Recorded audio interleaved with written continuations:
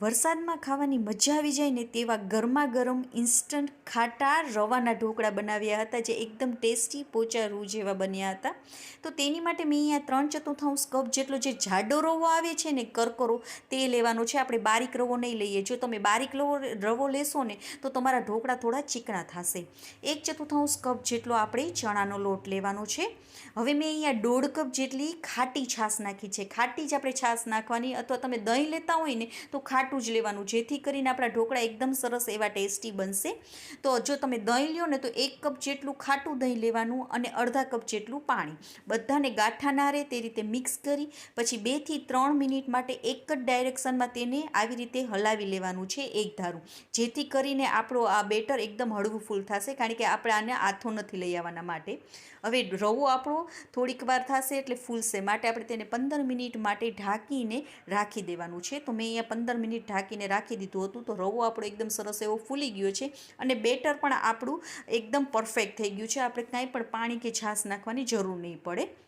હવે મેં અહીંયા 3 થી 4 લીલા મરચાંની પેસ્ટ બનાવી લીધી હતી, મિક્સરમાં પીસી લીધું છે, તે નાખી દેવાની. સાથે જરૂર મુજબ મીઠું, થોડી એવી હિંગ અને આપણે હળદર થોડી નાખી દઈશું. 2 નાની ચમચી ભરીને મેં અહીંયા તેલ નાખી દીધું છે.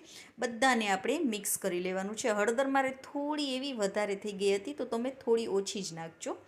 બધું આપણું એકદમ સરસ એવું મિક્સ કરી લેવાનું છે. તો આપણું બેટર તૈયાર થઈ ગયું છે. તો તેને થોડી વાર સાઈડમાં રાખી દઈશું. અને જેમાં પણ તમારે આ ઢોકળાને સ્ટીમ કરવાનો હોય ને તે વાસણમાં પાણીને ગરમ કરવા માટે પહેલાં મૂકી દેવાનું છે. ઢાંકીને ફૂલ ફ્લેમ ઉપર જ ગરમ કરવા મૂકી દઈશું.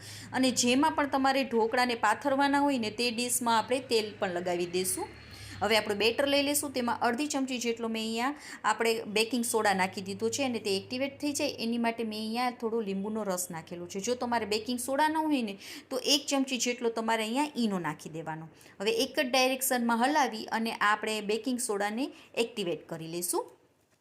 અને હવે તરત જ એક્ટિવેટ થઈ જાય ને એટલે તરત જ આપણે જે ડીશમાં તેલ લગાવેલું હોય ને, આપણે ઢોકળા પાથરવાના હોય ને તેમાં અડધું બેટર નાખી દેવાનું છે. આપણે જે ઇન્સ્ટન્ટ ખાટા ઢોકળા મળે છે ને, લાઈવ ખાટા ઢોકળા, તેવા બનાવવાના છે. એટલે આપણે થોડા પતલા જ રાખીશું આ ઢોકળાને, માટે આપણે અડધું બેટર એક ડીશમાં નાખીશું. હવે ઉપરથી આપણે લાલ મરચાંનો પાવડરને સ્પ્રિંકલ કરી દઈશું, તેનાથી તેનો ટેસ્ટ પણ બહુ સરસ આવશે. હવે ઢાંકીને ફૂલ ફ્લેમ ઉપર 15 મિનિટ માટે હવે તેને સ્ટીમ કરી લેવાનું છે. 15 મિનિટ થઈ ગઈ છે.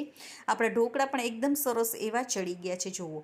તો હવે તેને આપણે કાઢી લેવાના છે ઢોકળાને, અને ઉપરથી આપણે તેમાં તેલ લગાવી લઈશું. આપણે આમાં મગફળીના તેલનો યુઝ કરીશું, તેનાથી તેનો ટેસ્ટ બહુ જ સરસ આવશે. હવે થોડીક વાર ઠંડા થઈ જાય ને પછી આપણે તેને કટ કરીશું, જેથી કરીને કાઢીશું. ગરમ ગરમ કાઢશો ને તો તમારા ઢોકળા થાળીમાં ચોંટી જશે ને સરખા પીસ નહીં થાય, માટે આપણે થોડા એવા ઠંડા થઈ જાય ને પછી આપણે તેના પીસ કરવાના છે. જેવા પણ તમને પીસ, ચોરસ, ડાયમંડ શેપ, જે પણ તમને પસંદ હોય તે તમારે કરી લેવાના. અને આવી રીતે આપણે તવીથા વડે તેને એકદમ સરળતાથી કાઢી શકશું. અને નીચે જો તમારે બિલકુલ પણ ઢોકળા ચોટશે નહીં. તો એકદમ સોફ્ટ પોચા રૂ જેવા વરસાદની સિઝનમાં ગરમા ગરમ ખાવાની મજા આવી જાય ને તેવા આપણા આ ઢોકળા બનીને તૈયાર થયા છે. એકદમ ટેસ્ટી લાગે છે. ઠંડા થઈ જશે ને તો પણ ખાવાની મજા આવે છે. તો તમે પણ એકવાર આવી રીતે જરૂરથી ટ્રાય કરજો, બધાને ખૂબ પસંદ આવશે. અને મેં તેને ખાંડેલી લસણની ચટણી અને તેલ સાથે સર્વ કરેલા છે. તો મેં લસણમાં લાલ મરચાંનો પાવડર, થોડો એવું આખું જીરું, મીઠું અને થોડી હળદર નાખીને ખાંડી લીધી હતી. એકદમ ટેસ્ટી એવા લાગે છે આ ઢોકળા. તો તમે પણ જરૂરથી ટ્રાય કરજો. તો આવી જ આપણે નવી નવી રેસિપીઓ સાથે ફરી મળીશું. ત્યાં સુધી બાય બાય. જય માતાજી.